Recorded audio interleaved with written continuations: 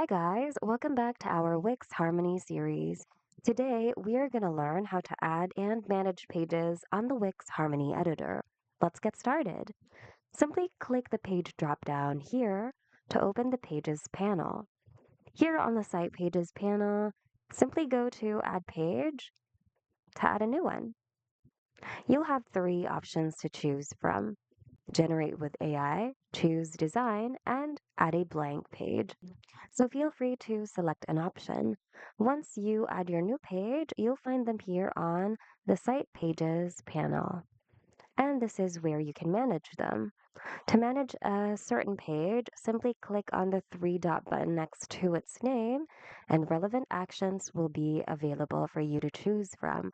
For example, you'll have options to rename it, duplicate it, delete it, access its SEO and accessibility settings, and access or tweak more of its settings by clicking Settings.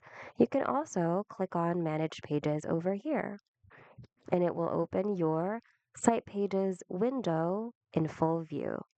Here, you can easily view the settings panel where you can tweak their access, SEO, accessibility, and social share settings.